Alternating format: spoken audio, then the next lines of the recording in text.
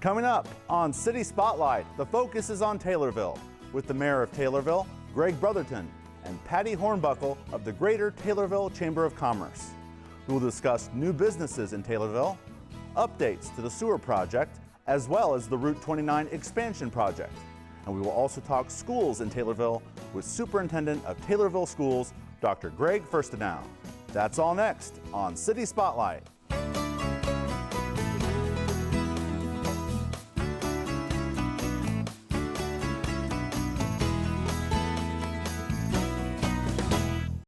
City Spotlight is supported by Consolidated Communications. CCI is honored to salute the cities and their leaders in the area, as well as providing TV, internet, and phone service to local homes and businesses.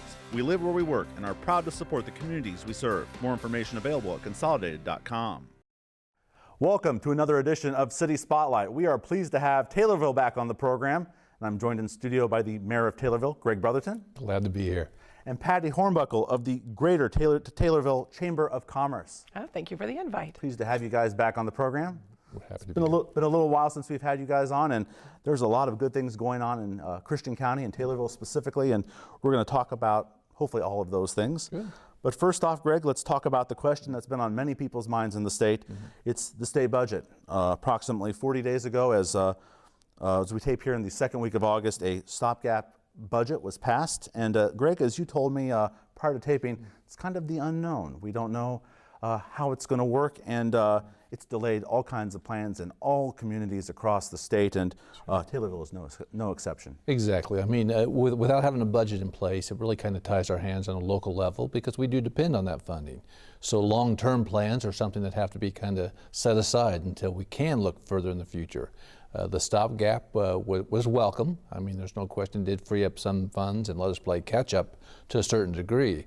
But by the same token, we can't make the long-term funds because all they did was really kick the can down the road a little bit. And we're still going to have to wrestle with that here in the very near future.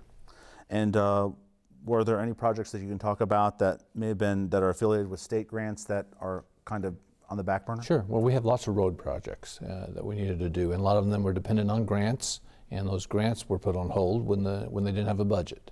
And so you have your engineers make applications for these grants, and they submit those, and then you find out well, that's been put on a halt because of the budget situation. So that means we have to go back to our people and say, well, take that plan off the board. We're going to have to move to something else. So that has kind of forced us to depend on ourselves a little bit more. The projects that we could do ourselves without input from the state, we moved those up in priority and have worked on those. And so that's what we focused on. As you mentioned there, you have had some projects that you've started, and Sure. you're going to complete them. As you kind of Sure. used the comparison of, you have a hole in a roof, you're not going to leave the hole in the roof there, you're going to complete it. So talk about some of those projects that you are trying to complete. Sure. Well, we've been working on our infrastructure for years now, and we're trying to continue to do that. We have a road that comes into the city, East Main Cross.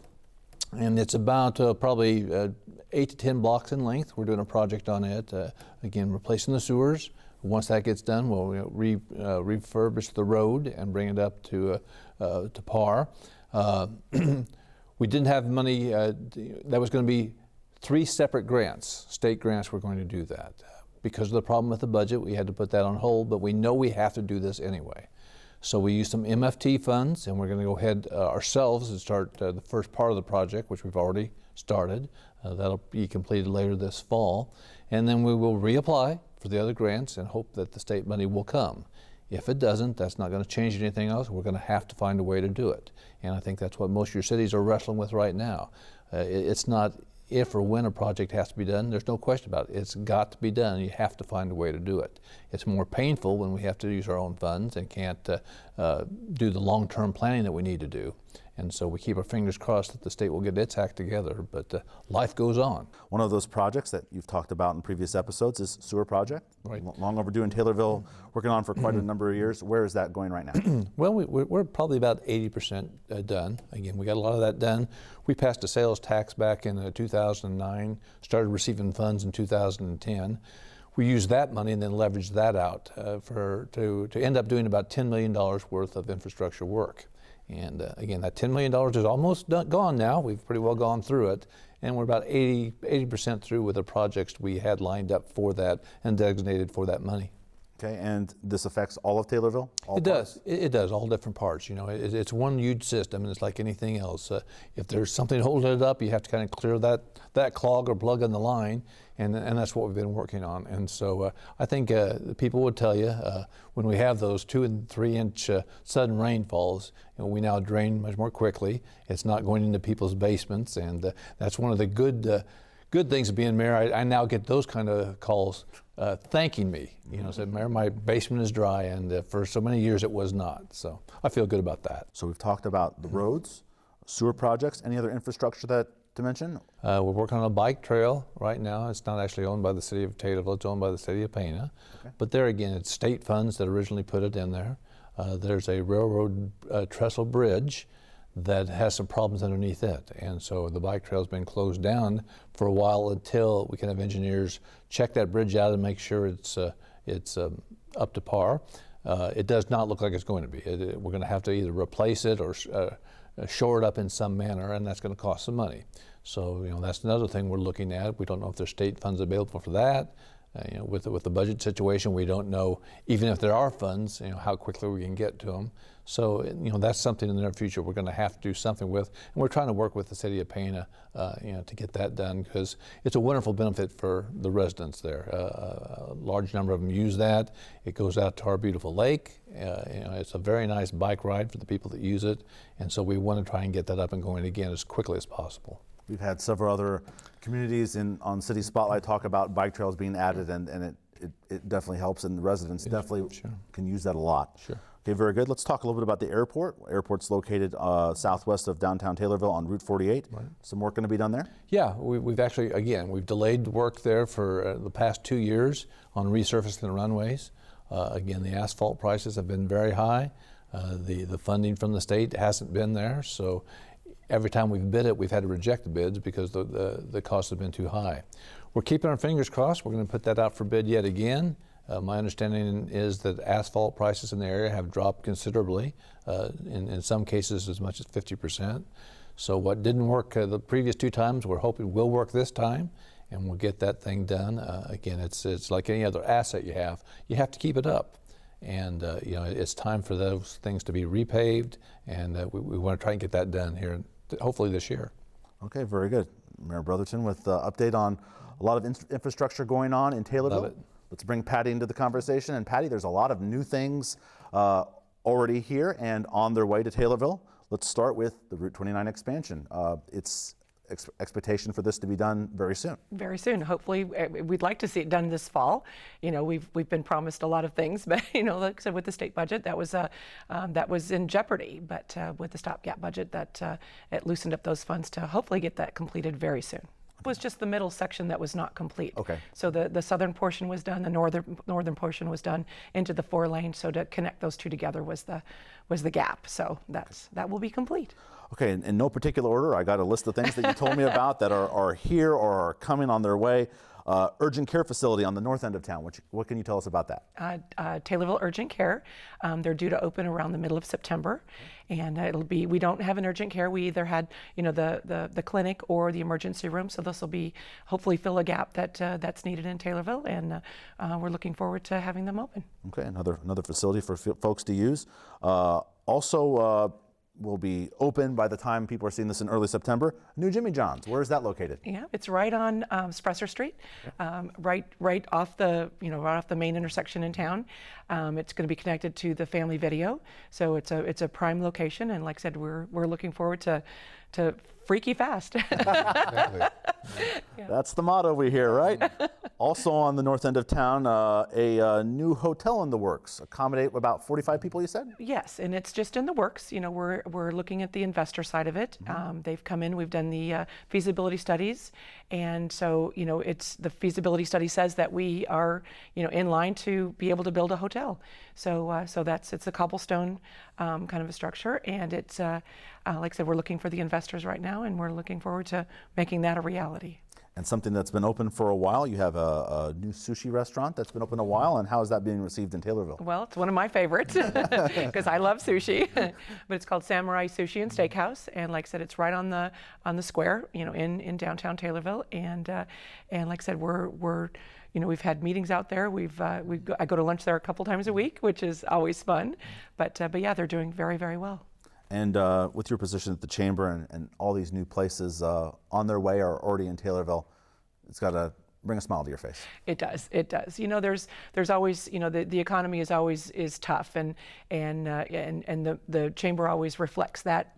First, I would say we kind of feel it the most, and but like I said, with these new businesses coming in, it's becoming a little bit more vibrant. So, and we also too, you probably didn't know, we're getting a Starbucks. Okay. Yes, inside the Kroger. So we're excited about that too. So we're up and coming. Opening some big names there that people are familiar with. Yes. Gregg, if I can ask you about some of these new places in Taylorville, a lot of them have some common thread. The north end of Taylorville. So Right. how is that reflective of Taylorville and the growth in that part of it? Well, it's just going to kind of go in that direction, and a lot of it does sit around the 4-lane highway. And again, if you're a business person and you're wanting traffic, that's the best place to go. So I think that's why it's gravitating out in that direction, and we think it's a good thing. It's been a long-term plan for the city to kind of expand in that direction. So it's not a surprise to us that it's going in that direction. So we're happy that that's happening, and again, we're starting to see things kick off.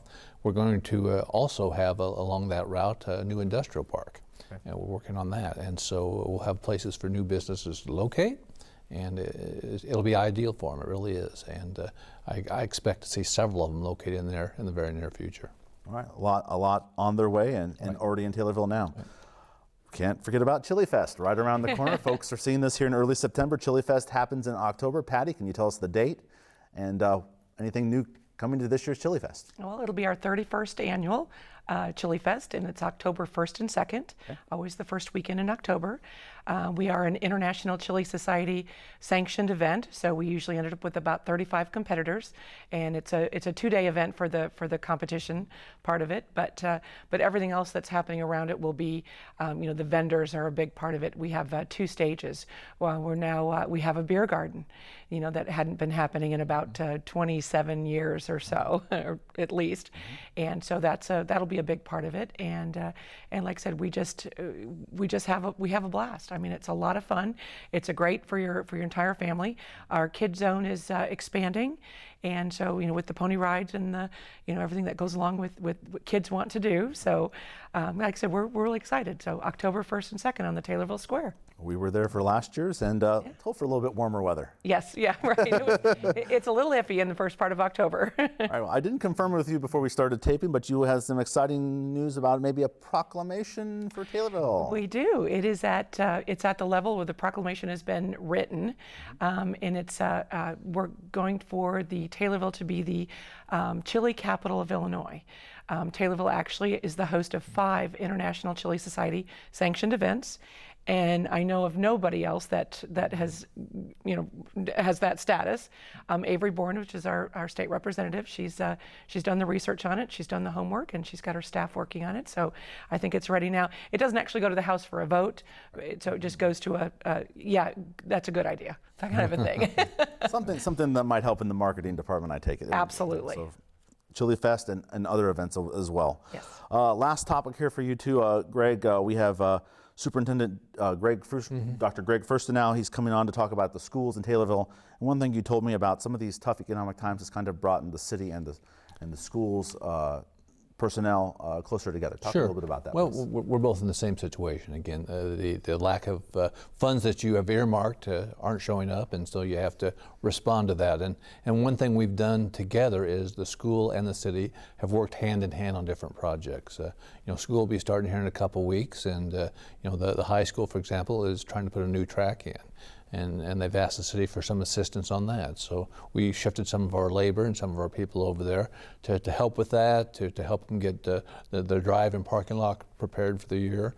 And that's ways we can help each other. And they've done the same thing for us. Whenever we've needed something, we used their personnel. We've worked very well with Dr. Fuerstenau on trying to help improve the routes to the schools, the flow of traffic, things like that. We've worked well with them, and again, we will continue to do so.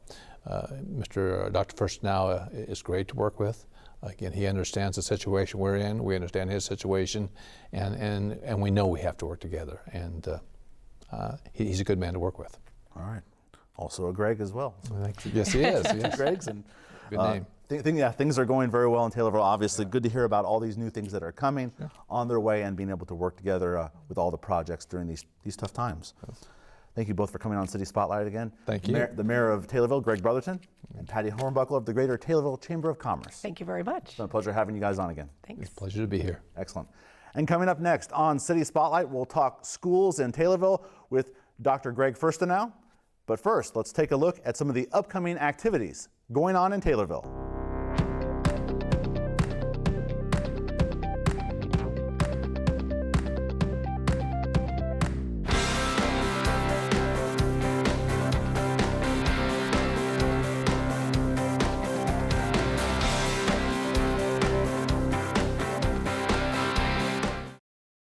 And we're back here on City Spotlight as we continue this episode on Taylorville. And I'm now joined by the Superintendent of Taylorville Schools, Dr. Gregg Fuerstenau. Well, thanks for having me on. It's kind of a unique situation that we had our chamber director and the mayor as well, so we had an enjoyable ride over this morning. Well, glad you guys got here safely. It was a beautiful drive over from Taylorville. Glad you made the trip. Before we talk about schools, obviously, in Taylorville, tell us a little bit about yourself. How long have you been superintendent in Taylorville? I'm starting my 11th year in the Taylorville Community Unit School District number 3 as superintendent. Prior to that, I came from central Iowa and moved into the great state of Illinois to continue my educational administrative career. Primarily moved closer. My wife is from Louisville, Kentucky, so we decided that it wasn't going to be Kentucky, but Illinois would be fine. All right, let's talk about your schools. And first off, let's talk about the physical landscape. How many schools do you have in the Taylorville School District?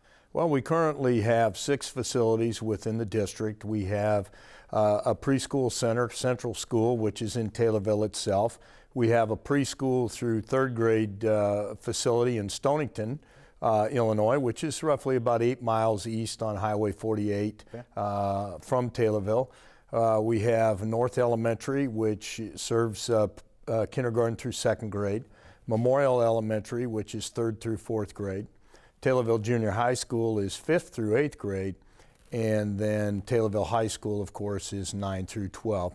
We have roughly 2,600, a little over 2,600 students pre-K through 12th grade. And you wanted to tell me a little bit about some recent upgrades for some of the buildings and how they'll benefit the staff and students. Well, I think we followed the leadership of the city. Definitely, we had the opportunity to pass a county-wide sales tax, which we're very appreciative that the residents of Christian County stepped up and passed the 1-cent sales tax 3 years ago. It's provided a tremendous uplift to our facilities in getting them to 21st century status in terms of that. All of our classrooms now are air conditioned. Prior to that, we only had about 50% of our classrooms air conditioning, and of course this time of year in Illinois with heat and humidity could cause some early outs and some other issues in terms of learning. So we feel very good about being able to update those.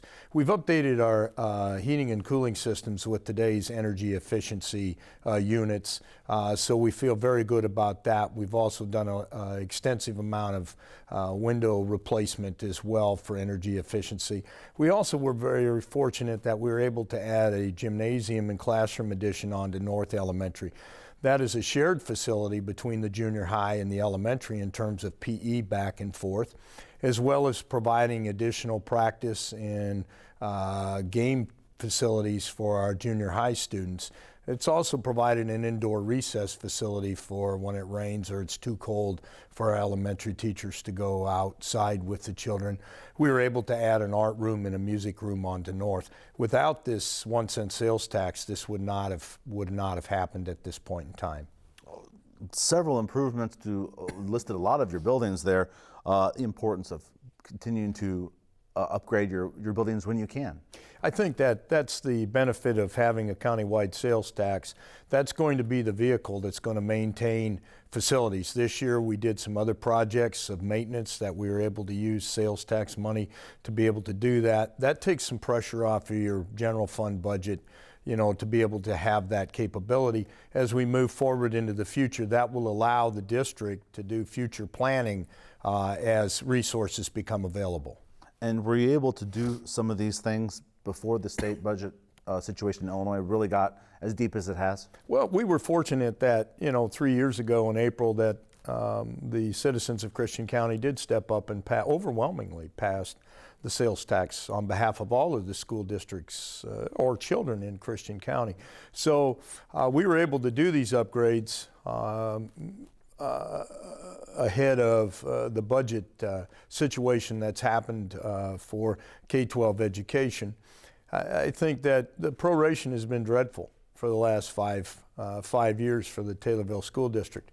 The district has lost $3.8 million in general state aid funding, and that's basically in the education fund. That's not counting the additional monies that were lost in the categorical payments due to proration as well. So that's had a major impact on how the district has had to operate and plan for the future. And I've asked this to several city leaders here on this program from many of our communities. How difficult is it to have to constantly change your plans? Well, we did our tentative budget presentation last night to the board, and they know that that's a tentative budget because one doesn't know exactly what's going to happen in the state of Illinois. We should be getting general state aid payments. We're very appreciative of the stopgap budget that came in. We were held harmless, and then our share of the $250 million poverty grant was $227,000. So that's a good thing, but that's a start. And I shared with the board last night, it's very difficult to project or plan if you don't know what your resources are going to be. And I think that that's one of the reasons that with our city of Taylorville, our citizens of Taylorville, and throughout the state, we've made a tremendous push to deal with the school funding reform. And that is still a very important item to the Taylorville School District and other districts throughout Illinois, that we deal with that funding formula and we get that righted. Have you had to downsize at all with any, whether it be staff or facilities at all? I think that we've been on a mission, if that's what you want to call it, of dealing with budget reductions throughout the period of over a 10-year period. We have been making those adjustments. Unlike our partner at the state, we have lived within our means. We've made tough choices. Taylorville has closed 3 elementary facilities, and some of that's due to budget. Some of that's also due to loss of student enrollment. So we've been very opportunistic in terms of taking advantage of retirements and then really analyzing data and making informed decisions ahead of the curve so that you're not faced with having to make drastic changes in a knee-jerk manner. All right, very good. Thank you very much. And the way you guys have been able to handle some of this it's obviously been tough, but you've been able to progress as well at the same time.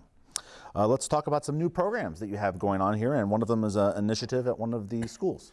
Yeah, this year we've made quite an investment in technology over a period of time, and we started investing in the early grades, kindergarten through 4th grade, with Chromebooks. We had a 2-to-1 program that classes would share a set of Chromebooks. One group would have it in the morning, another group would have it in the afternoon. Then we moved that concept into our 5th and 6th grade. And this year we're going to be going 1-to-1 initiative where each and every one of our 7th graders will have a Chromebook. We've spent a great deal of time with our staff on staff development in terms of what the role of technology is. It's a great resource to have, but it doesn't replace the place of the educator. So we're really excited about launching our first 1-to-1 initiative. This will be the first class district-wide that will have the Chromebooks to go home. All right, and you also wanted to mention some high school students will have the opportunity to go to the Capital Area Career Center. Yeah, one of the things that we've been blessed with, that we do have a Capital Career Center in Springfield, Illinois, that offers a variety of offerings from welding to building trades to auto mechanics to diesel mechanics, cosmetology, culinary arts. One of the things that districts are having to make decisions on is that we're not able to do all of the things that we want to do within our buildings, whether it be because of staff or through resources, that we're going to be able to use some of our federal grant money and then offer these opportunities to Taylorville junior and seniors to be able to go over to the Career Capital Center. We did start the CEO program, which last year we had 9 students that were able to participate in that, where they developed their own businesses. And then they had a trade show that we're going to continue that program. We hope that these programs continue to grow. I believe that CEO program was something that was mentioned the last time Mayor Brotherton and Patty were here. So it's a good program for the students and some other new opportunities as well. 2 more questions for you, Dr. Fuerstenau. We are taping this here second week of August. Your new school year is about to start. Excitement of a new school year. You know, I look at this. It's always kind of a sad day, but a relief day when you have your graduation, which is the big event of students that have reached that level. I was blessed to have my son graduate from Taylorville High Schools. My daughter is a junior. She'll be graduating from Taylorville High Schools. Very proud moment as a superintendent and a parent as well. And then we shift gears into building maintenance, cleaning budgets. But it's also a great feeling when the staff arrive on the 16th to see how they're doing, to see the excitement they have. And then, of course, on the 18th, when the yellow buses run, they will come. And it's great to see the kids come in, particularly kindergartners. Some of them are a little bit apprehensive, but to see the opportunity in their eyes and spend a year with our students is a great feeling. It is an exciting time of year with the new school year for K through 12.